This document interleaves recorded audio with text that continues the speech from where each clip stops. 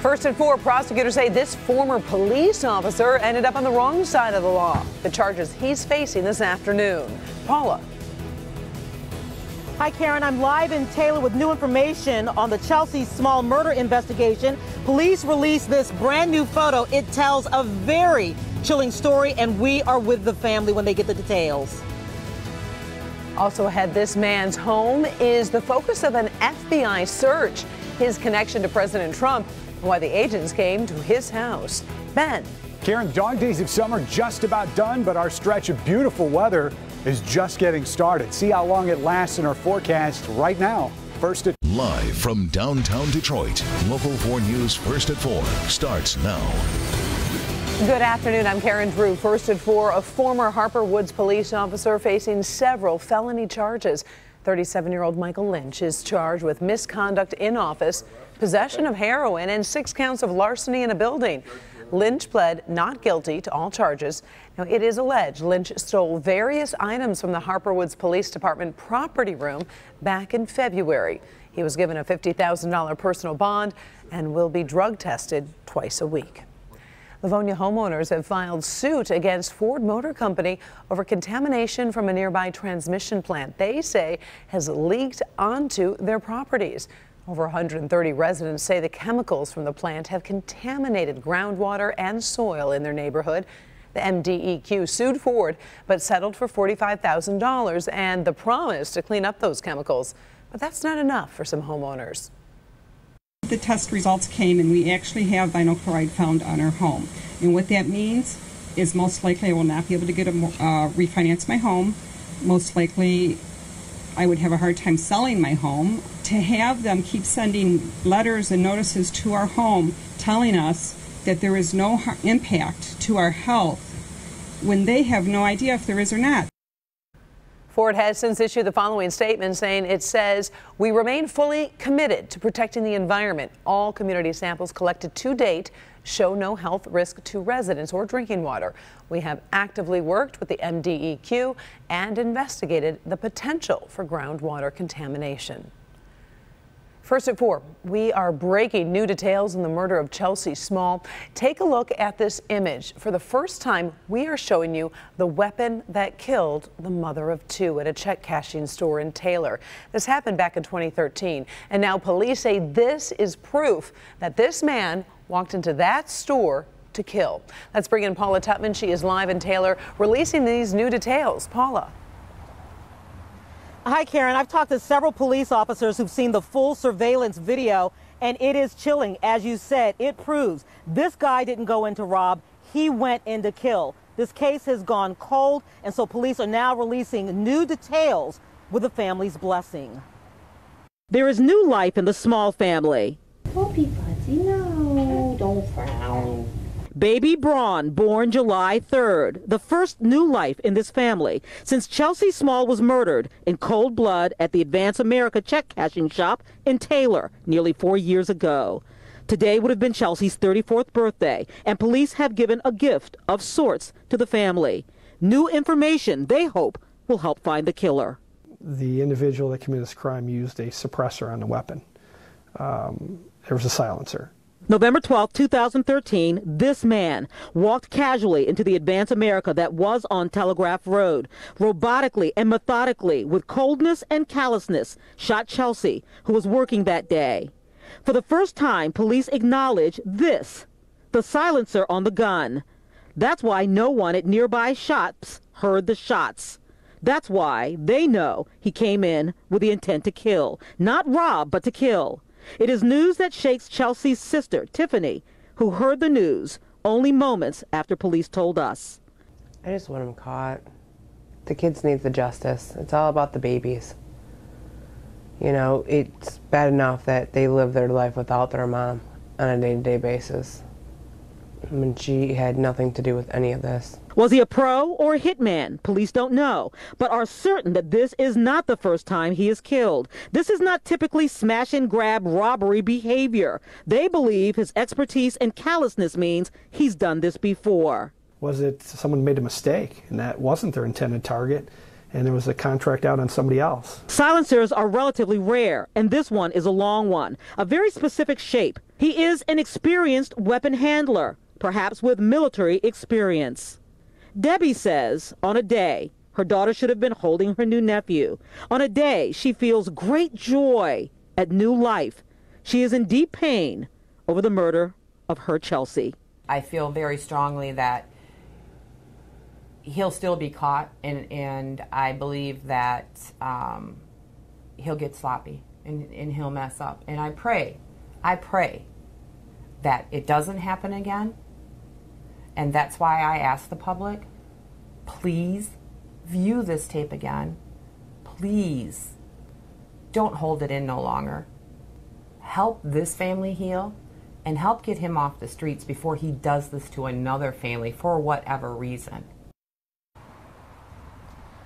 And that's why we're going to put this video on my Facebook page, Local 4 Paula Tutman, because the family and police want it shared in every single corner of the country. They know that somebody is going to recognize the hair, the shoes, the guy, the gun, or that silencer. Now, Chelsea's family is holding a graveside vigil for her birthday this evening. They are ever hopeful somebody will come forward, Karen. All right, of course, all of us hope for the same thing. Thank you, Paula. Right now, thousands of people are at Cobo here in downtown Detroit for the Motor City Medical Mission. The free clinic opened earlier today with doctors, nurses, and volunteers on hand. The event is offering dental care, medical exams, x-rays, clothing, legal assistance, and much more. It's all free for residents living in Detroit and its surrounding suburbs, regardless of income level or health insurance. The event runs through Friday. Well, if you had to say it was a picture-perfect day, Ben, I think we all would be right. It was just gorgeous out there today. It's very rare when we get the heat and not the humidity, and we stay dry too, and that's what we've got out there today. A couple of these cumulus clouds have shown up, but really no threat of rain, and it looks like we are going to stay on the dry side both today and tomorrow. Temperatures coming off of their highs just a couple degrees. We're at 83 at Metro. Ann Arbor matching that temperature. Port Huron's at 82 and Monroe's at 82 as well. Not much of a breeze out there, but again, humidity's low, and that's probably the big plus with what we've got going. So numbers are going to fall into the mid 70s, and it is going to be comfortable. The clouds that are out there should be taking off. We've got one chance of rain in the forecast. We'll run that down for you coming up in just a few minutes. Karen? Ben, developing overseas, North Korea says it is seriously reviewing a plan to strike the U.S. territory of Guam. The warning comes just hours after President Trump vowed to meet threats made by North Korea with fire and fury like the world has never seen.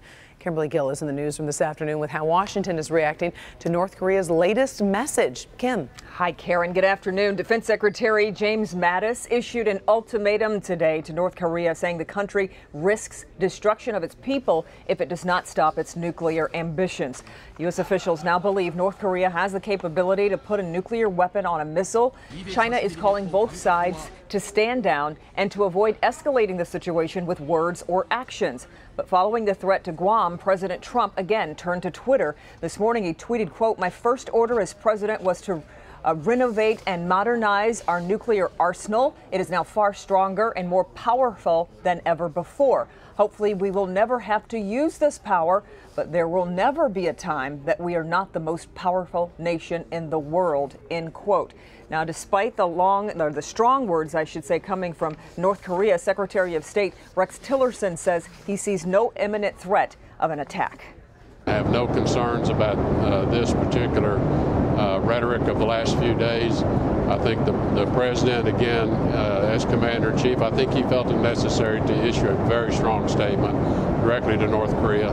But I think what the president was just reaffirming is the United States has the capability to fully defend itself from any attack and defend our allies, and we will do so. And so the American people should sleep well at night. The Secretary of State went on to say the State Department is making every effort to resolve the global threat through diplomatic means. We'll, of course, keep you posted and keep monitoring it for you. Karen, back to you. All right. Thank you, Kim. Police in northern France have shot and arrested a man suspected of driving a car into a group of French soldiers. The prime minister says the man was driving the BMW that plowed into 6 soldiers this morning. The attack happened in the northwest suburbs of Paris during a shift change. The suspect was taken to the hospital after he was stopped at a gas station. One police officer was injured by a stray bullet during the arrest. 3 of the soldiers are in serious condition right now, but expected to recover. NBC News has confirmed the FBI has searched the home of this man, Paul Manafort, President Trump's former campaign manager. We're told agents searched his Virginia home very early in the morning of July 26th. The search is connected to the investigation of Russian meddling in the 2016 presidential election. The search warrant indicates investigators may have told a federal judge they have reason to believe Manafort could not be trusted to turn over all records they requested. His attorney disagrees with that statement, saying his client has cooperated with all ongoing investigations. If you like to eat healthier, just like Oprah, some new culinary creations are coming your way. And this deal is not part of Weight Watchers. Also ahead, President Trump has a military battle on his hands here at home, why 5 soldiers are suing the commander-in-chief. Up first, the manhunt for a cop killer comes to an end. How the suspect was caught, and we have reaction from the officer's brother. News from across America is next. Coming up all new on Local 4 News at 5 and 6. It was an ordinary recruiting trip. You know, I couldn't stand up. One of my assistant coaches told me my face was all yellow. Coming up, the health scare that not only would have kept Coach Greg Kampe off the sidelines, but could have taken him out for good.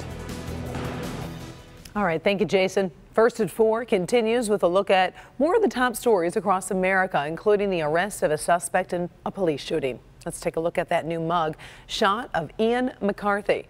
Police say he was captured last night, a suspect in the shooting death of Missouri police officer. Investigators have been frantically searching for nearly 48 hours. 37-year-old officer Gary Michael was shot to death during a traffic stop Sunday night in Clinton, Missouri. That's about 75 miles southeast of Kansas City. His brother described the relief the family felt when they heard about the capture.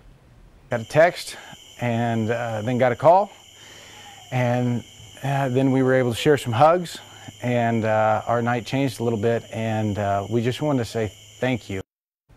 Police say an alert driver spotted McCarthy walking around within miles of where that shooting took place, and he surrendered without incident. President Trump's decision to ban transgender soldiers is now the focus of a federal lawsuit. 5 anonymous members of the military are suing the president and Secretary of Defense James Mattis.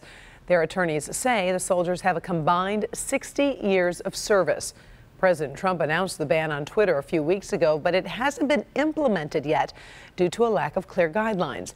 The plaintiffs argue they're already being harmed because of the uncertainty over their futures. So far, no comment from the administration.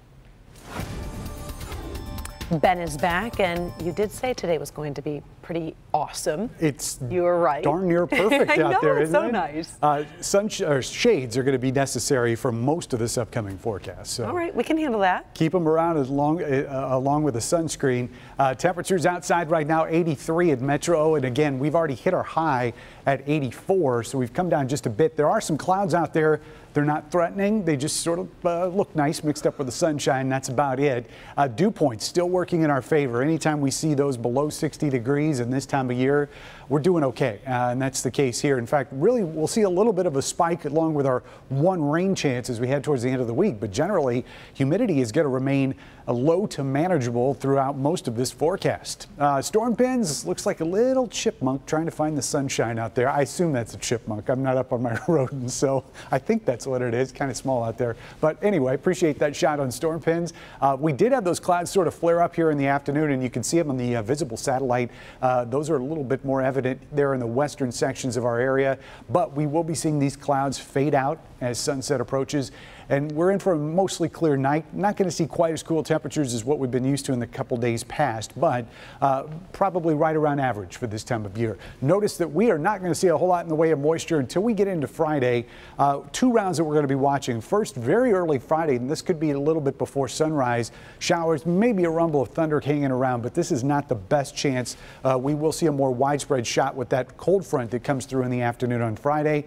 But if you don't get rain then, it could be a while. In fact, most of next week is looking completely dry. The weekend looks fantastic. High pressure settling in, and we will stay dry, comfortable, and even cooler than where we are today as we get through Saturday and Sunday. So 63 tonight, skies mostly clear. The air is going to be calm, and high temperatures tomorrow looking a whole lot more like what we saw today. We'll start in the metro zone and right around the city, expecting mid-80s, low to mid-80s.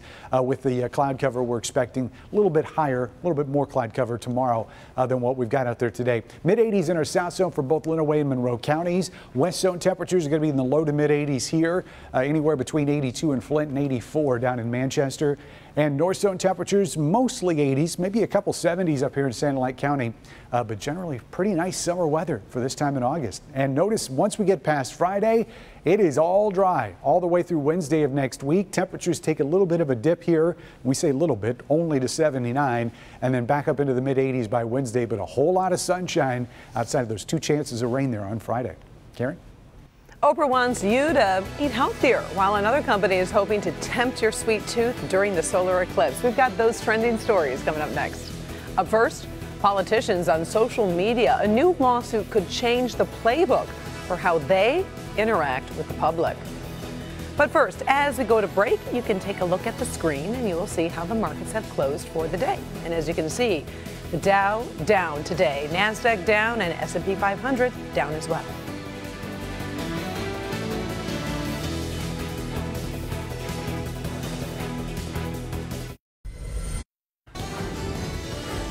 All right, let's talk about what's trending today. The ACLU is suing the governor of Maine, Paul Lepage, over how he actually uses Facebook.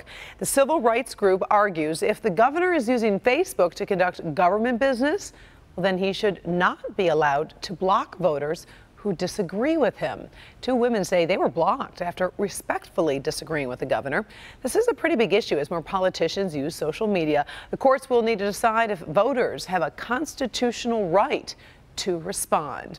Oprah Winfrey is trending today on social media, and she is expanding her brand into grocery stores with a new line of refrigerated soups and side dishes. She's working with Kraft Heinz on meals that are called, you guessed it, oh, that's good. Some of the first recipes include mashed potatoes with cauliflower mixed in, so it makes it a little healthier. Creamy Parmesan pasta with white bean puree replacing some of the cheese, and broccoli cheddar soup infused with butternut squash. You can tell there's like fall dishes in the air, right? Yep. We hear Oprah visited the Kraft Heinz test kitchen to help with the recipes. Look for the products to hit the store shelves this week. Everything she touches turns to gold. I know. Wouldn't you just love to just endorse something like that? She made millions off that Weight Watchers. I know. And she's smart. I know. I like the recipes too. Also trending today, Krispy Kreme going to celebrate the upcoming solar eclipse with chocolate. A lot of chocolate. On August 21st, that's when the eclipse is visible in part of North America. Krispy Kreme will cover its classic glazed donut with a chocolate coating. If you can't wait, the company will give you a taste on Saturday and Sunday evening, the weekend before the eclipses. I don't know how I feel about that. Those donuts are so good on their own. They're kind of perfect. We were talking about that. What's the most donuts you've eaten in one sitting? 3. Okay, I've topped you. 6. How many? 6. Oh. But they were light. Okay. They were light donuts. Still ahead, you might call them the Wonder Twins. 2 teenagers do something very rare. Wait until you hear their big plans for the future. Up first, here's a look at what I'm working on. It can happen in an instant. Crashes where cars slam into buildings, hurting innocent bystanders inside stores and restaurants you visit. I'm Karen Drew. See the new tests engineers are doing that could change how storefronts protect shoppers. Tonight at 11. Oh, finally, first at 4. There's nothing like a little sibling rivalry to inspire kids to work a little harder. Yep, these twin sisters say they've been competitive since birth, and it looks like that competition is paying off as both girls earned perfect scores on the ACT test, and Sophie and Nell are only sophomores in high school. They've got big plans, if they can agree. I would be president and that Nell would be my vice president, and then Nell sort of rebelled against the vice president idea, so now it's primarily President Sophie Surgeon General. And Surgeon General. Wow. Sophie must be older. Yeah, you're right, by like a minute. Yeah. Always the boss. Pretty big plans. By the way, ACT officials say about 2 million students took the test last year. About 2,000 got a perfect score. That puts the girls in the 99.9 percentile. I had a perfect on my ACT. No. Totally didn't. I thought I could get you for a second. The donuts, I'll believe. The ACT, no. Thanks so much for joining us for First at 4. We're back in a half hour with Local 4 News at 5. Inside Edition's next. You didn't even believe that, Ursa.